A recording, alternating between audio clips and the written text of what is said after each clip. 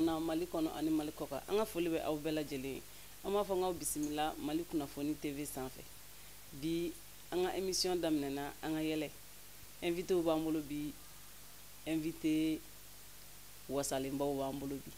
donc yani an ka émission daminɛ an b'an kanubagaw bɛɛ lajɛlen fo kɛrɛnkɛrɛnnenya la an ka tunkarankew olu mun b'u ka ciw bɛɛ lajɛlen dabila k'u sigi k'an ka émission mandi lajɛ donc an ka foli bɛ aw bɛɛ lajɛlen o kum kɔnɔna la sa an bɛna an ka invité ɲininka komi mɔgɔ de kan i yɛrɛ da a ka a tɔgɔ n'a jamu fɔ aw ɲɛna an ka invité ni ɲankuma ça va somɔgɔw bɛ di baasi foyi tɛ yen nse i bɛ se k'i tɔgɔ ni i jamu fɔ wa bon ne tɔgɔ Alimami Mayiga Alimami Mayiga oui mais nom de comédien est Duga Massa Duga Massa i bisimila Mali kunnafoni TV sanfɛ ok o tɛmɛlen kɔfɛ an b'a fɔ an kanubagaw bɛɛ lajɛlen ye mɔgɔ min k'an dɛmɛ an ka baara kɔnɔna la sa ale ye Adama Yɛliko ye Adama i bisimila Ami somɔgɔw tara su la wala baasi tɛ yen baasi foyi tɛ yen donc an bɛna an ka émission daminɛ bi ni Duga Massa ye ale Duga Massa i bisimila e yɛrɛ bɛ mun baara kɛ bon ne ye artiste comédien de voilà bon ne yɛrɛ ka baara yɛrɛ électromécanicien o ye n ka baara ye dans la vie mais artiste comédien ça c'est il fallait structure wɛrɛ ye à part quoi voilà donc ok donc o diyara n ye artisiya kɔfɛ Duga Massa ye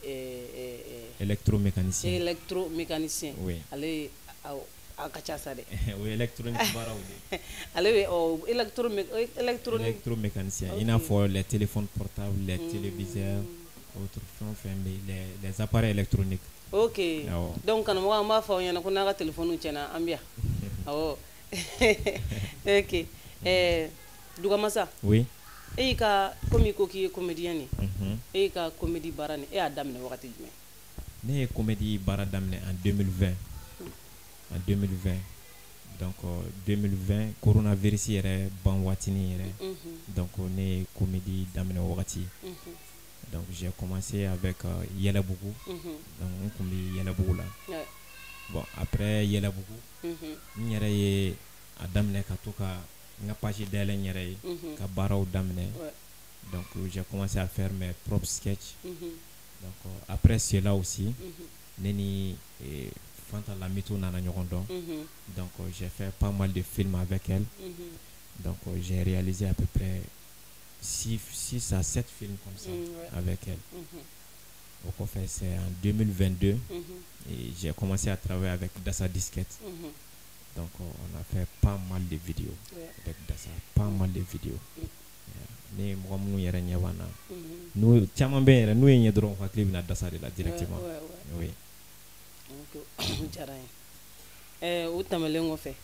e ko k'e ye comédie baara de kɛ en fait comédie nin kɔnɔna la e y'a kalan de kɛ wa walima e ye formation dɔ de k'a kama oui n kɛlen k'a daminɛ en 2020 donc 2021 ne ye formation kɛ avec Issa Kulubali Jawara c'est mon tuteur donc n ye formation dɔw kɛ parce que n'i a ma ɲɛ i bɛ don baara la i kan k'a ɲɛɲini fana k'a ɲɛ dɔn donc avec Guima National Habib Dambélé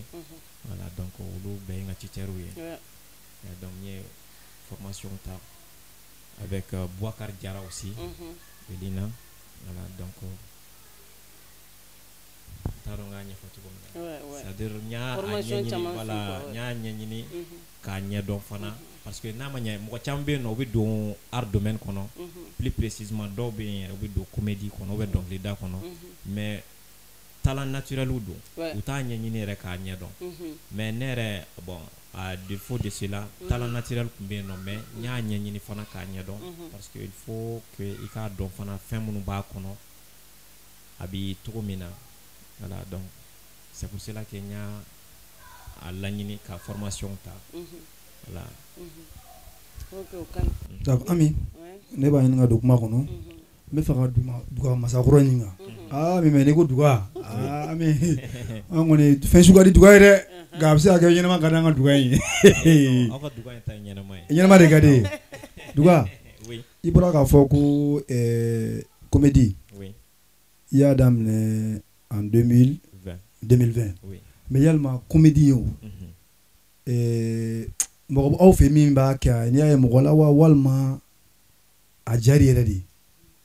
bon tiɲɛ yɛrɛ la anw fɛ mɔgɔ tɛ yen nɔ min b'a kɛ mais naturellement ne barokɛ ɲɔgɔnw ne bɛ bɛɛ layɛlɛ naturellement o yɛrɛ comédie yɛrɛ kun ka bɔ a la a caman yɛrɛ kun bɛ yen nɔ avant que ne kun ka lancer o kun b'a fɔ hali ka kɛ théâtre tournée hali ka kɛ théâtre tournée la bon daminɛ yɛrɛ Seko Buwarɛ yɛrɛ de kun ka di ne ye tellement et puis n bɛ Seko Buwarɛ n bɛ se ka imiter togo sugu bɛɛ la. E bɛ se ka imiter? Je suis très fort dedans. Ah bon, i tɛ dɔ k'an k'o ye sa yan'an ka se yɔrɔ jan. Ayi ne kɔni kana fɔ k'i bɛ n kɔrɔbɔ o kɔni na ne o ye Ala sɔn de ye n b'a f'i ye maanifin n'i ni fɛn min kɔni wolola kɔni o ye Ala sɔn ye maa tɛ se k'o minɛ i la o y'i yɛrɛ ta ye. O ye tiɲɛ ye. Ah non, tiɲɛ na nin ye Seko Dugalama ye. Awɔ ni. Duga. Oui. O tɛmɛnen kɔfɛ i yɛrɛ ma i ye yɛlɛbugu kɛ yalima yɛlɛbugu kɔnɔ ye difficulté sɔrɔ. Bon yɛlɛbugu kɔnɔ o ye n ye difficulté sɔrɔ. I n'a fɔ jumɛn ni jumɛn i bɛ se ka dɔ fɔ an ye la. I b'a dɔn ko caman bɛ yen nɔ a daminɛ ma nɔgɔ parce que en 2020 coronavirus tɛmɛnen o bɛnna ni yɛlɛbugu yɛrɛ dayɛlɛ kuma ye parce que yɛlɛbugu kun datugura oui donc n bɛ se k'a fɔ an mɔgɔ 4 de kun ka humour yɛrɛ taara o wagati yɛrɛ 2020 an ka humour kun taara mais an mɛnna diffusion kun tigɛ fɛn kun tigɛ a kun tigɛ division kun tɛ ka kɛ voilà donc an tora ten fo don min na u kun nana a décider ko an kana répétition na ka na pour que a ka taa diffuser an nana répétition na baro ni ban bɛɛ kun bɛ yen donc ça a été très bien passé après cela don min su yɛrɛ ne kan ka jouer j'ai été remplacé o de ne tɔɔrɔ don min na su ne kan ka jouer j'ai été remplacé Balamusa Junior était témoin Maïga de Yɛlɛbugu est témoin. Tu as été remplacé par un autre comédien. Un autre comédien. D'accord. Et Ami o baara kɔnɔna la a bɛ kɛ o fana ma nɔgɔ o tɛ na o ye o difficulté dɔ ye Ami Ami bolo tɛmɛ ni kuma ye. Ok o diyara n ye o fana ma nɔgɔ dɛ mɔgɔ bɛ baara kɔnɔna la a bɛ ɲɔgɔn bolo a mɛnna mais e bɛna jouer don min na o ka k'e remplacer don ye ok problème t'a la Dugamasa oui an bɛna kɛnɛ kɔnɔ artiste jumɛn diyara e ni kun ye kosɛbɛ kosɛbɛ pour que i ka intégrer artisiya kɔnɔna la pour que artisiya yɛrɛ tɔ ka diya i ye. Bon o ye Habib Dambele de Gimba national ale ye n ka idole ye. O y'an fa ye. Tonton Gimba. Tonton Gimba. O de ka di e ye. D'accord. An ka foli bɛ tonton Gimba ye yan fo san yan fo Faransi. Awɔ. Voilà d'accord. A fana dɔ tɔgɔ fɔ de ko Isa. Isa. Isa Jawara. O y'an fa ye awɔ. D'accord fɔ bila d'accord. K'a fana fɔlen don kɛnɛ kɔnɔna la. D'accord. An b'an ka doyen bɛɛ lajɛlen fo. Doyen bɛɛ kulo b'i la Ami. Bɛɛ ni ɲankuma. Awɔ émission kɔnɔna na an tɛ se ka bɛɛ tɔgɔ fɔ.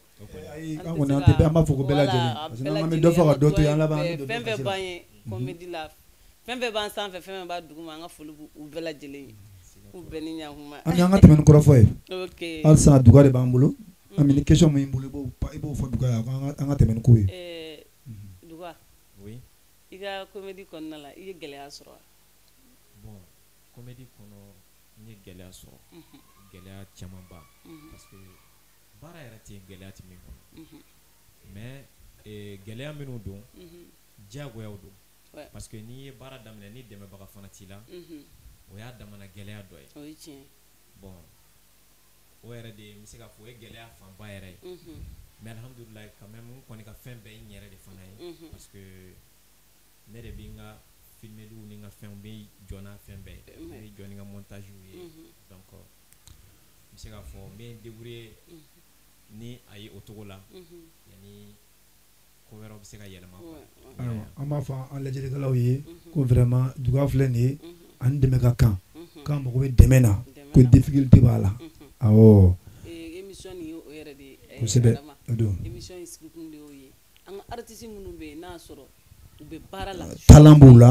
la dɛmɛbaga t'u la. Voilà. U ka se ka dɛmɛbaga sɔrɔ ka maaw k'u kɔfilɛ o la. Mɔgɔ k'u kɔfilɛ parce que artisiya ma nɔgɔn dɛ. Non a ma nɔgɔn. A ma nɔgɔn courage ko dan yɛrɛ yɛrɛ de don ni courage t'i la dɔrɔn i tɛ se k'a kɛ. D'accord. F'i k'a bɛɛ de muɲu. O don. O tɛ yan. duga ne ko jɛnatigɛ yɛrɛ kɔnɔna la o fɛn jumɛn de ka di ye duga ye jɛnatigɛ yɛrɛ kɔnɔ min ka di ne ye i n'a fɔ parce que n'i ko min ka di mɔgɔ ye a bɛ se ka kɛ ni ko fɛn min ka di ye bon e ye comédien de a bɛ se ka kɛ jɛnatigɛ kɔnɔna la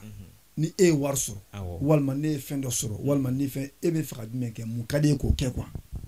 u n'a ɲɔgɔnnaw de ko don du jɔlen bannen maa bɛ pogo ɲininka kasako la han ko ye maaninfinw bɛ luwanse la u bɛ ɲani ni tɔɔrɔ ni fɛnw ye ka nafolo sɔrɔ k'i bɛ ka jumɛn kɛ n'o ye i bɛ fɔlɔ k'i si yɔrɔ de ko ɲɛnabɔ fɔlɔ d'accord a si yɔrɔ kɔni ne parce que si yɔrɔ yɛrɛ o ye sutura ye an bɛ si yɔrɔ sutura ye dɛ mais jumɛn man di e ye mun de man di e ye bon min yɛrɛ man di ne ye c'est-à-dire ɲɛngoya de ka go ne ni diɲɛ fɛn bɛɛ ye mɔgɔ ni ne y'a dɔn k'i ye ɲɛngo ye n b'a ɲini ala fɛ ne ni yɛrɛ kana ɲɔgɔn ye yɛrɛ kuma tɛ an ka jɛ ɲɛngoya bɛ na ni ko sugu bɛɛ ye ɲɛngoya bɛ adamaden kɛ nin jugu ye nin jugu senkɔrɔ jugu i b'a dɔn ɲɛngo filɛ ne yɛrɛ tɛ se k'a fɔ ka fisa dan na a ma nɔgɔn ɲɛngoya juguya ko jugu bɛ kɛ subaga ye a bɛ k'a subaga wallahi a duga jɛna duga i kumana donc an b'a fɔ kanubagaw bɛɛ lajɛlen k'u ka fɛɛrɛ kɛ ɲɛngoya u b'a dabila mun ka kan ni mun ye o ka d'u ma mun bɛ se ka mun kɛ o ka d'u ma e yɛrɛ b'a dɔn ko nin ye nin ye ka n'o ɲɛngoya minɛ i yɛrɛ fɛnɛ ka baara kɛ ka tɛmɛ o la a banna o tɛ yan ami donc duga an ka tɛmɛ ni kɔrɔfɔ ye mais question min bɛ n bolo en fait e bɛ ka inspiration bolo komi i bɛ sketchiw kɛ i bɛ humour kɛ i b'a bɛɛ kɛ i ye formation ni fɛnw k'a kɔnɔna la i ka inspiration i b'u bɔ yɔrɔ jumɛn na bon ne ka inspiration c'est naturel naturel ne yɛrɛ sigilen filɛ nin sisan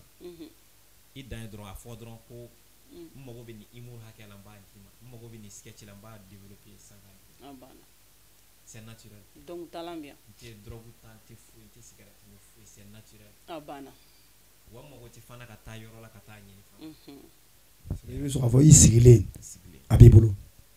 donc an b'a fɔ an kanubagaw ye inspiration bɛ na ni drogue ta tɛ inspiration bɛ na ni gulɔmin tɛ inspiration bɛ na ni o ko kuntanfɛn ninnu tɛ quoi mɔgɔninfin ka inspiration bɛ na inspiration yɛrɛ filɛ nin a bɛ dɔw joli yɛrɛ de la donc dugamasa ta b'a joli de la ami a fɔ duga ye min ka d'a ye a yɛrɛ ye a y'o fɔ an ye min man d'a ye a y'o fɔ an ye mais ne kun mago bɛ ɲininkali dɔ la a bolo yalima o duga e ka nin sanga bɛɛ sɔrɔ i ka sanga sɔrɔ ka nafolo sɔrɔ yalima e ka nafolo a ka di e ni jɔn nin k'a dun ne ka nafolo yɛrɛ a ka di ne ni maa minnu k'a dun a fɔlɔ ye n badenw ske haduga a filanan n muso kana kɔli foyi la ne bolo fo ka taa se n sadon ma a sabanan n teri minnu hakili kun bɛ na k'an to sɛgɛn kɔnɔ k'an to degun na a banna duga muso b'i bolo bon n bɛ se k'a fɔ muso bɛ n bolo mais bi n bɛ yɔrɔ min na muso tɛ n bolo n'i y'a faamu sa muso maa minɛlen muso tun bɛ n bolo mais mɔgɔ minnu bɛ histoire in kalama elle est décédée an bɛ dugawu kɛ ala ka hinɛ a la a dayɔrɔ suma en octobre le 19 octobre passé an y'a un an tɛmɛ a kɔrɔ yan an bɛ dugawu kɛ ala ka hinɛ a la ka dayɔrɔ suma ka faramasinasiw kan k'i mɛn ka saraka bɔ a ye d'accord o faamuna an bɛna duga fɛ halisa projet dɔ b'i bolo komi projet i yɛrɛ ka miirina la sisan i bɛ fɛ ka projet ba dɔ créer don dɔ la quoi ka o est ce que projet dɔ b'i bolo i n'a fɔ ka aider kɛ il n'a faut qu'à aider que les orphelins ou bien donc comment on dit d'accord c'est pas ça projet là projet arrête ka dusukuna quoi projet do bi bolo projet bi bolo parce que ne yɛrɛ ye degun minnu ye artisiya kɔnɔ a kun ka di ne ye ka fɛn dɔ réaliser mun ka di ni yɛrɛ quoi mun ka di ni awɔ o yɛrɛ de ka di ne ni ye ka artiste denmisɛnnin parce que n bɛ yɔrɔ min na n bɛ se k'a fɔ tile ti bɔ ka bin k'a sɔrɔ mɔgɔ dɔ ma a kalifa don na comédien denmisɛnnin k'i wele téléphone na a duga vraiment bɛ nin na n bɛ fɛ an ka nin kɛ n bɛ c'est-à-dire a tigi bi a mago bɛ dɛmɛ na genre ne yɛrɛ ni ne sera ka fɛn dɔ réaliser min bɛ se ka artiste denmisɛnninw dɛmɛ tiɲɛ na o ye n ka projet ye o ka di n ye kosɛbɛ parce que maa dɔw bɛ yen nɔ baara kanu b'u la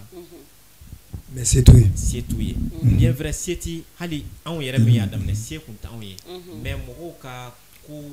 dɔ bɛ dɔ ɲɛ voilà dɔ bɛ dɔ ɲɛ dɔ bɛ se ka gɛlɛya dɔ kun ka don fɛn dɔ kɔnɔ dɔ t'o kun mais i bɛna sɔrɔ dɔ t'o kun o ye tiɲɛ a kanu b'a la mais a tɛ se k'a kun kosɛbɛ yaya a ma nɔgɔn o de la n bɛ se k'a fɔ n ko artisiya in ma nɔgɔn a ma nɔgɔn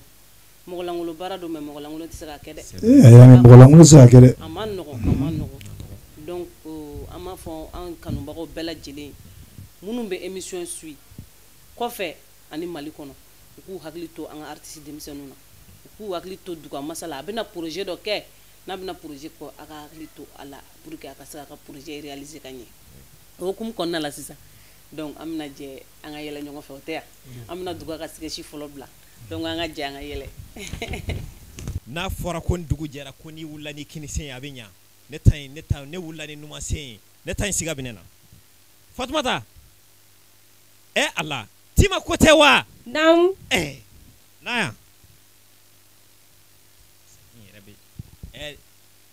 a kɛra cogo di i bɛ soli ka n pɛrɛ ka n wele tan a faamu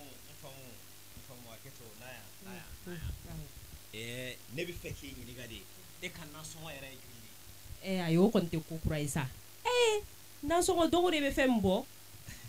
e ma fɛn dɔ de faamuya comme i b'a dɔn jamana in bɛ ka gɛlɛya dutigiw fana ka ko ka nɔgɔya ka taa fɛ du kɔnɔ alors que nasɔngɔ yɛrɛ bɛ ka yɛlɛ ka taa fɛ parce que minɛn fɛnw bɛ ka gɛlɛya san trop o sugu la n'i bɛ se ka arranger 200 n bɛ fɛ ka 250 d'i ma o ye avance ye ayi o ka dɔgɔ dɛ o ka dɔgɔ tiɲɛ yɛrɛ la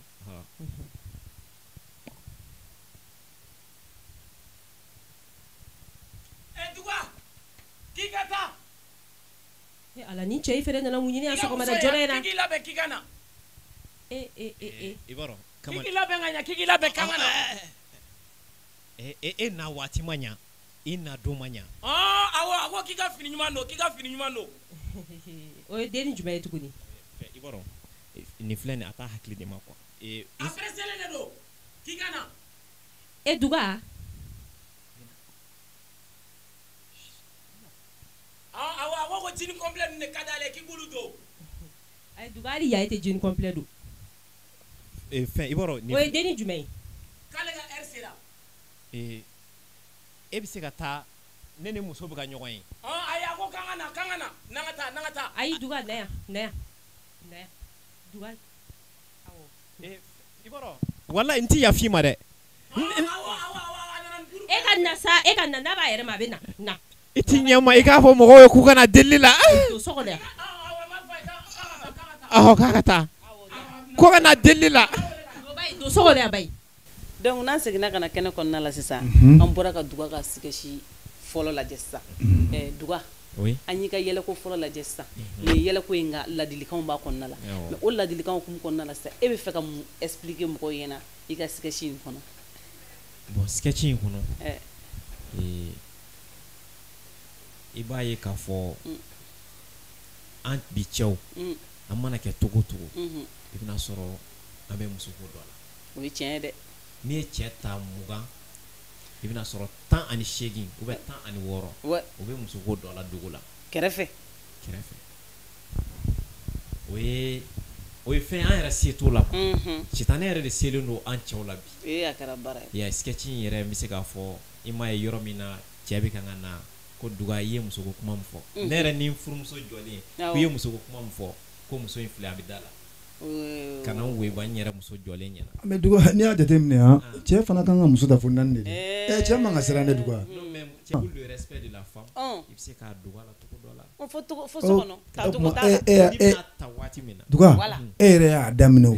o mun ye ma fɔ ye dɔw fɛnɛ duga i tɛ na muso dɔw fɛnɛ bɛ ta kɛrɛfɛ olu ma dabɔ furu kama koyi ayi mais duga e muso e tun bɛ fɛ k'a furu tɛ yan ayi dɛ e ma mɛn ko i ye mun ka kuma fɔ ne denni bɛ da la e k'o lajɛ duga tiɲɛ na silamɛya fan la kɔni ayi silamɛya fan la ko sunkutigi haramuyalen don dɛ ko ne ye denmisɛnnin de bila n ka pa la duga masakɔrɔ denmisɛnnin de bila n ka pa la o tɛ se ka n ka furuko kuma fɔ ye o an fa ka ko ɲɛnabɔ de fɔlɔ n'a ɲɛnabɔra sisan a bɛ sɔn ka taa ni furu ye an kɔrɔfɔ faamuna a sɔn duga kɔni cɛbakɔrɔ kɔni sɔnkolon tɛ musoko ye dɛ sɔnkolon t'o ye sa mais ko dɔw bɛ yen olu ka jate minɛ ni muso kɔni b'i bolo so kɔnɔ e yɛrɛ ka se k'o minɛ ka ɲɛ fɔlɔ kɛ e yɛrɛ ma se ka sokɔnɔ ta minɛ ka ɲɛ e bɛ taa bala kɛnɛma ta la cogo n'i ye sokɔnɔ ta ye so kɔnɔ a minɛna ka ɲɛ de bɛna min f'i ye n'a ma ta n'a ma ta wala a tɔ vari mɔgɔ bɛ taa n'a tɔ ye dusukasi bɛ ɲini ka sokɔnɔ taw fa so kɔnɔ duga n'a ma ta vari mɔgɔ i yɛrɛ ka baara kɔni ye ɲamancɛ fana yɔrɔ olu bɛ taa n'a tɔ ni bɛ fɛn dɔ f'i ye cɛ dɔw ka muso 4 ta cɛ dɔw ka muso 2 ta 3 ta a bɛ bɔ musow yɛrɛ de la walayi yami muso dɔw fɛnɛ ka jogo yɛlɛma o cɛ la bon bɛ fɛn dɔ f'i ye dɔ bɛ ɲa cɛ la mais ɲa de ta ka jugu ɲa cɛ la kaw ta ye yɛlɛmalen kɛ wallahi cɛ de y'a yɛlɛma ayi so muso bɛ muɲu koyi muso mais ni ame ko muso ngo muɲu de do mais muso fura ye muso de mun b'o fɔ muso bɛ muɲu dɛ muso bɛ muɲu duga ka kuma lamɛn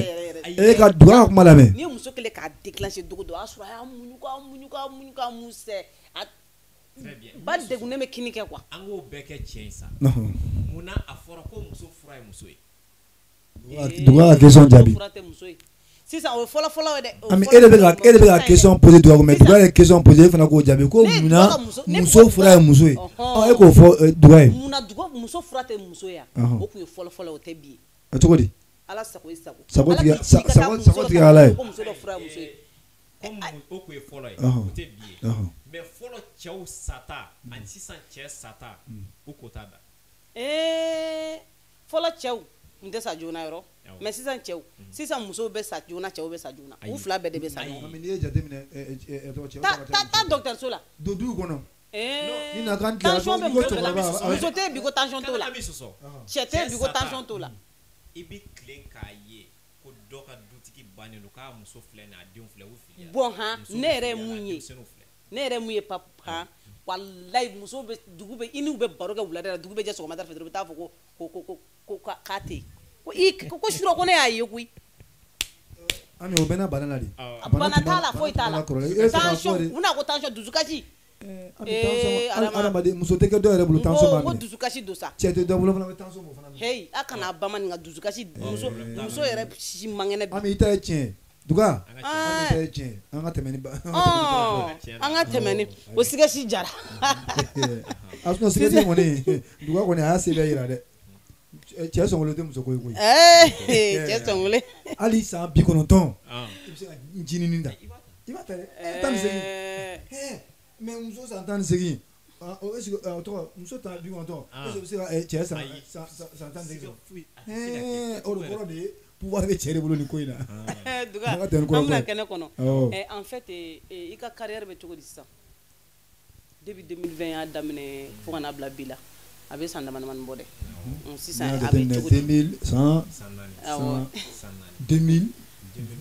2020 24 o ye san naani a ye dɔɔni o tɛ caman ye sa mais o fitinin mɔgɔ bɛ tɔgɔ sɔrɔ o kɔnɔna la fo ka wariba sɔrɔ parce que tɔgɔw tɛ kelen ye bi mɔgɔw fɛngɛ cogo tɛ kelen ye sisan i ka carrière bɛ cogo di a bɛ ka avancer wa a bɛ ka oui a bɛ ka avancer o tɛ kelen ye yɛrɛ o tɛ kelen ye parce que n bɛ se k'a fɔ presque actuellement je vis de mon art ça va avec les petits contrats et autres là mais n'i kɔni bɔra carré kɔnɔnaw la mɔgɔw bɛ dɔn tɔgɔ jumɛn n'i ko duga dɔrɔn duga masa dɔrɔn a banna denmisɛnnin ko duga maakɔrɔbaw ko duga a duga duga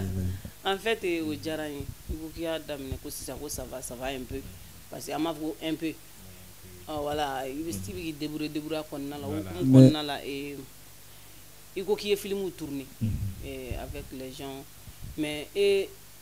film konna la c'est ça il y a rôle principal ou sur la ou bien il peut blaler rôle secondaire ou de là à konna bon avec principal oui parce que ni mɔgɔ minnu yɛrɛ bɛ kan k'an suit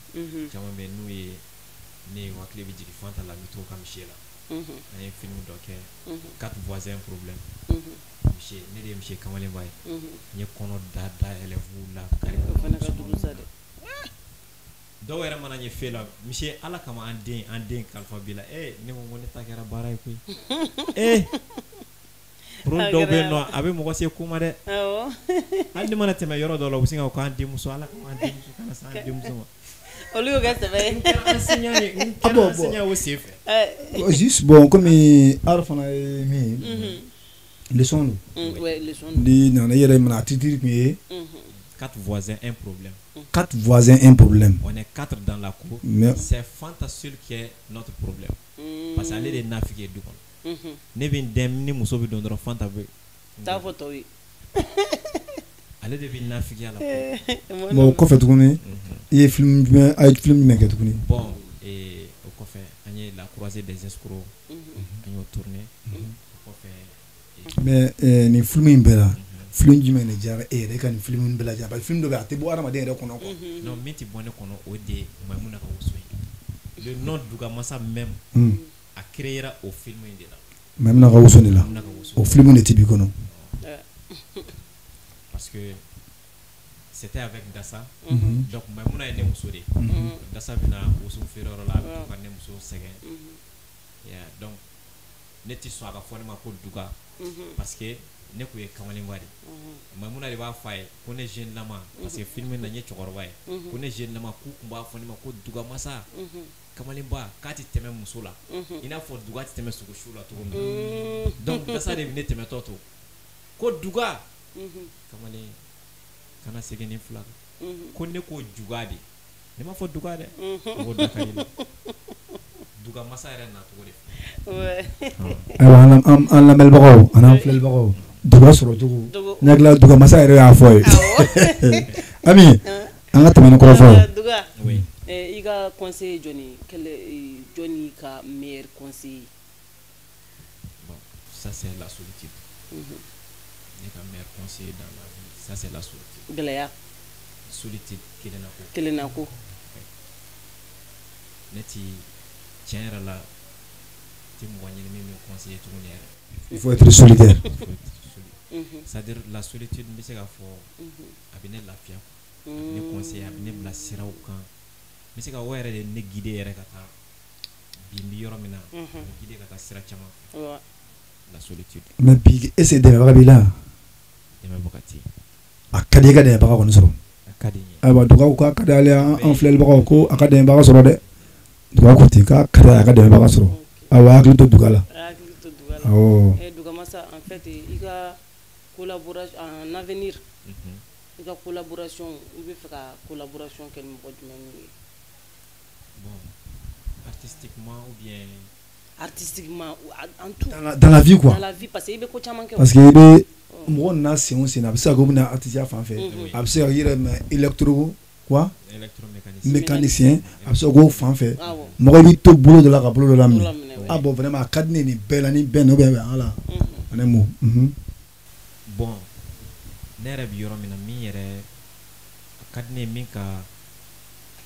genre ma e ka fɛn parce que collaboration ani a ka di ne ye min ka fɛn o ti ni ye question min fɔ n hakili la i ye question faamu i ma question faamu i ka collaboration comme i bɛ fɛ ka baara kɛ ni jɔn ye tagalen ɲɛfɛ oui mais n ka artisiya carrière kɔnɔ ou bien n ka électronique domaine kɔnɔ bon comme tu fais les deux à la fois voilà mais bon artistiquement a ka di n ye n ka collaborer ni mɔgɔ min ye o de ye Issa Kulubali ye toujours o kɔni ka collaboration an tɛ nege bɔ ne la avec Jawara n'i ye ne ka sketchiw yɛrɛ caman lajɛ les deux i b'u ye soit n'i ma gimba n'i ma Seko Bɔrɛ ne ka sketch dɔw la i bɛ ne ka jeu ye je parle comme Issa Kulubali comme Jawara même sur les réseaux sociaux Isa kulobe la Ami ni mɔgɔ ɲɛna ni maa ɲɛna i ɲɛni yɛrɛ n'i y'a ye bi ko duga bɛ kɔni fɔ ça veut dire que u ka ɲi de n'o ma ɲi duga tɛ kuma o kan halisa an bɛ dugawu kan an ka don da kelen fɛ ka dafɔlen kɛ n'i y'a mɛn ko artiste bolo ɲɔgɔnma de don i y'a mɛn Ami ayiwa sisan an bɛna duga ɲininka question min na duga artisiya yɛrɛ kɔnɔna la e ye mun faamu an ka société kɔnɔ artisiya bolo kan bon artisiya yɛrɛ kɔnɔ ne ka faamuyali ye min ye bi parce que baara in yɛrɛ n bɛ se k'a fɔ presque a bɛ ka tiɲɛ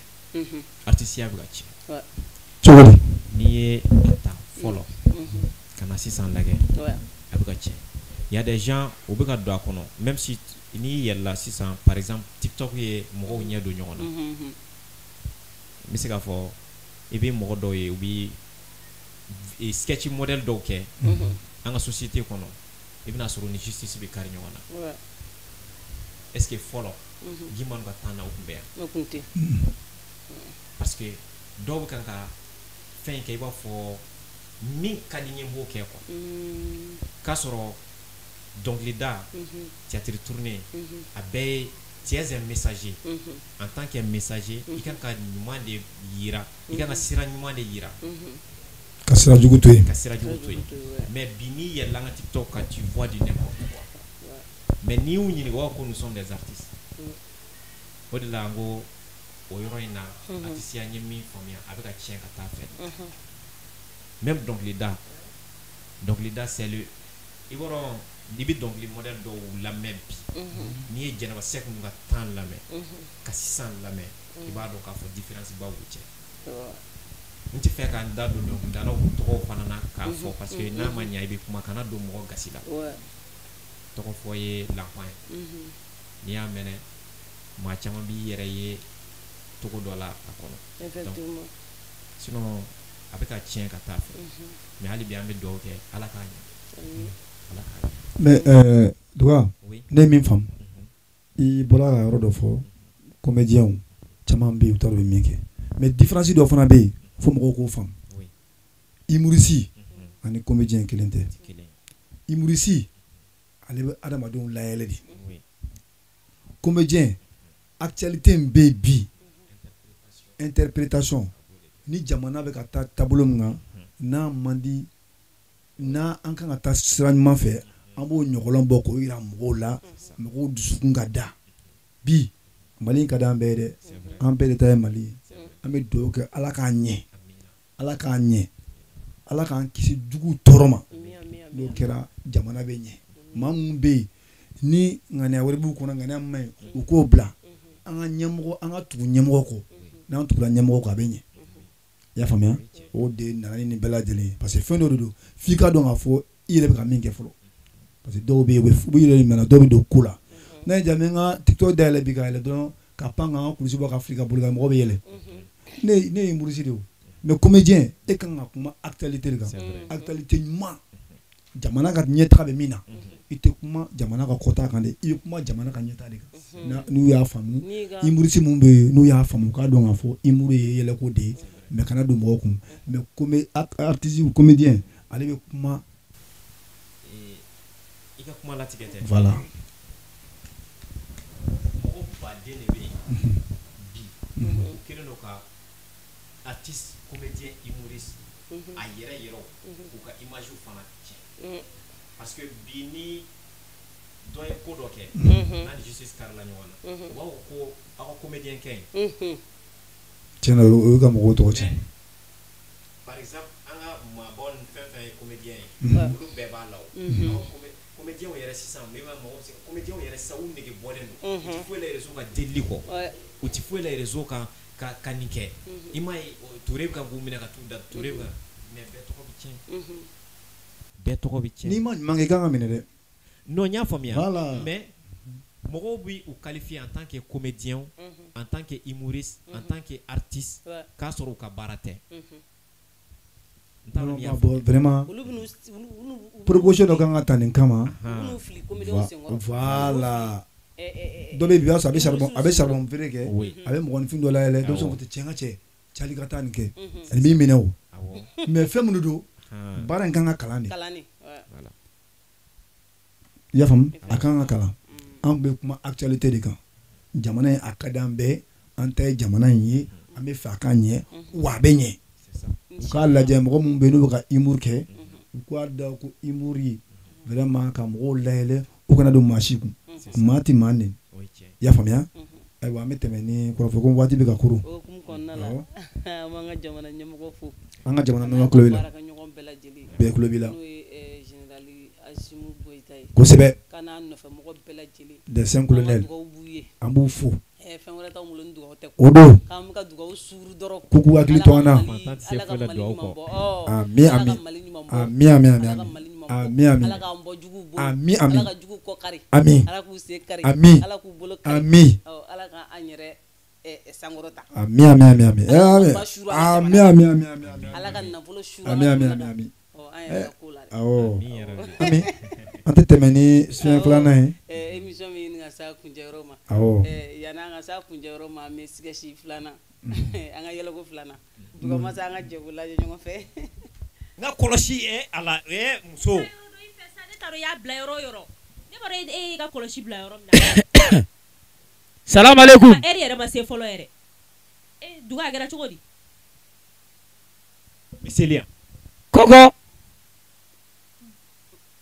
nin ye ko kura ye dɛ jɔn de bɛ da la ne yɛrɛ donna o tɔɔrɔ sɛ somɔgɔw dun baasi tɛ yen kɔri baasi tɛ yen baasi foyi tɛ nse yen duga ye seli daminɛ a mɛnna a y'a daminɛ a mɛnna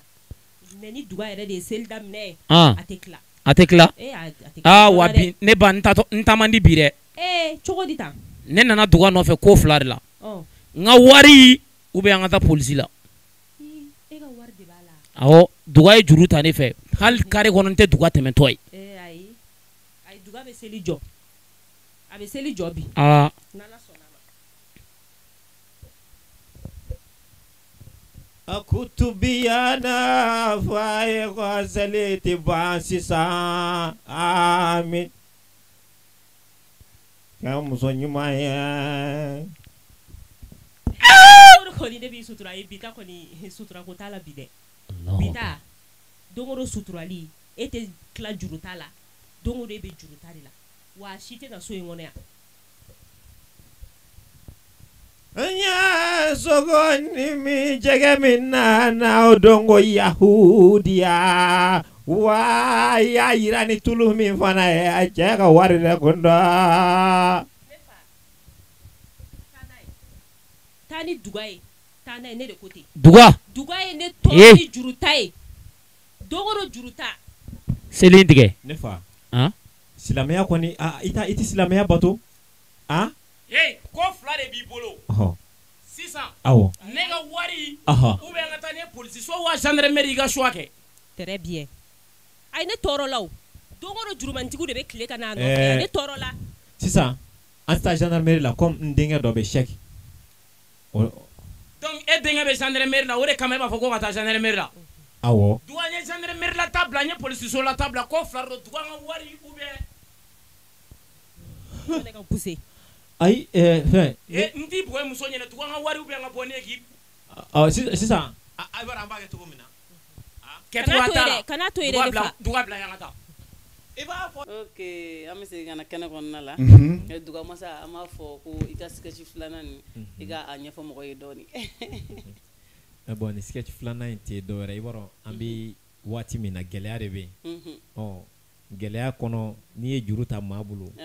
n'a nana ka juru kani k'a sɔrɔ i yɛrɛ ka position yɛrɛ ma ɲi i bɛ bɔcogo ɲini i yɛrɛ la dɛ o la n y'i yɛrɛ kɛ selikɛla ye k'a yira la k'a fɔ n tɛna se k'a ka juru sara mais a tɛ k'a faamuya n muso fana kun gɛlɛn in fana tɛ ka ne faamuya a y'i to la f'a ye n di cɛ ma ka n woyi ba mais duga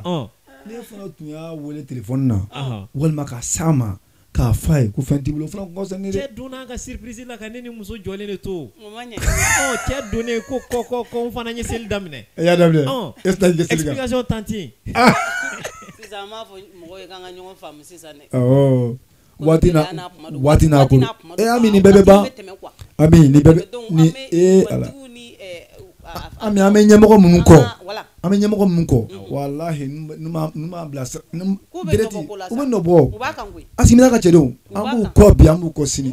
awɔ inshallah an ka foli b'u bɛɛ lajɛlen u bɛɛ kulo b'i la donc sisan hukumu kɔnɔna na Dugamasa émission bɛ ka s'a kuncɛyɔrɔ ma an b'a fɔ k'i kanubagaw fo kanubagaw folen kɔfɛ i bɛ sɔrɔ numéro min na i ka page YouTube i b'a a code bɛɛ di pour que mɔgɔw ka se ka tu connecter la ni mun mɔgɔ b'i la k'i wele d'accord bon n ka foli bɛ kanubaw bɛɛ lajɛlen ye kɛrɛnkɛrɛnnenya n ka foli bɛ aw ka émission fana filɛbaw ye Mali Kunnafoni TV voilà Mali Kunnafoni TV show kanubagaw donc mɔgɔ i kanuba i tɛ sɛgɛn a foli la voilà foli belebele b'u bɛɛ lajɛlen ye surtout maa o maa sigilen bi n'an bɛ yɔrɔ min na k'i ka forfait ta ka émission lajɛ i tɛ se k'o fɔ ka s'a dan na kosɛbɛ voilà donc pour que ka ne fana lasɔrɔ téléphone numéro bon 75 31 11 57 n bɛ segin a kan 75 31 11 57 donc n ka page Facebook YouTube ani TikTok a bɛɛ ye Dugamasa officiel donc an b'a fɔ Dugamasa kanubagaw ye ko n'u bɛ fɛn fɛn minnu sɔgɔlen t'a la u ka taa a ka page Facebook n'a ka Instagram n'a ka TikTok ni WhatsApp bɛɛ lajɛlen Dugamasa officiel awɔ ami kɔrɔfɔ faamuna comme Duga bɔra k'a ka foli labanw fɔ o diyara n ye halisa an bɛ dugawu kɛ ala k'an bɛn kelen ma halisa ala ka haminakow bɛɛ nɔgɔya halisa ala ka jamana in suma halisa an k'an tɛgɛ di ɲɔgɔn ma walasa an bɛ se ka bɔ jugu bolo cogo min na o de kɔni ye ne ka folikan ye awɔ an bɛ Duga fo an b'an lamɛnnikɛlaw fana fo k'an lajɛlikɛlaw fana fo ayiwa o diyara n ye donc an b'an kanubagaw bɛɛ lajɛlen fo kɛrɛnkɛrɛnnenya la an ka tunkarankew an b'u fo kosɛbɛ an b'u fo an tɛ sɛgɛn o foli la an bɛna laban ka jɔnni fo tuguni an b'an kanubaga dɔ fo n'ale ye Korotumu Jarasuba ye yan fo Kati awɔ an b'an ka musokɔrɔba fo n ka musokɔrɔba fo dɛ n ka musokɔrɔba fo musokɔrɔba ɲuman fo an b'an voilà o don ani awa Ongoiba yan fo kosɛbɛ u bɛɛ kulo b'i la an bɛ ka ta Mali région daminɛ fo ka taa a laban d'accord an ka foli b'u bɛɛ lajɛlen u bɛɛ kulo b'i la ko région bɛɛ ni ɲankuma région an bɛ région n'a fɔra ko région an bɛ région bɛɛ lajɛlen fo an bɛ Jigilakaw fo Kulijakɔrɔ kulo b'i la région kurani dɔ ye o don awɔ k'a daminɛ Bamakɔ Bugunikaw ka fo Sikasokaw ka fo Motikaw ka fo Segu Kidal Tombouctou dɔwɛrɛ farala kan Gao o bɛɛ ye Mali de ye u bɛɛ ka foli bɛ yan ayiwa an bɛɛ kanubagaw bɛɛ lajɛlen an bɛ bɛɛ kulo la kanubaga dɔ bɛ ale fana bɛ Sugunikura la ale b'an ka émission suit kosɛbɛ ale ye Saka ye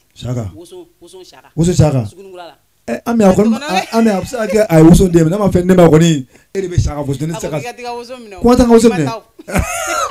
ayiwa ko an ka foli bɛ Saka ye ka bɔ yan tuguni fo Tomikɔrɔbugu an bɛ Sugunikura wala Sugunikura mɔgɔw fana ka foli bɛ yan i y'a faamuya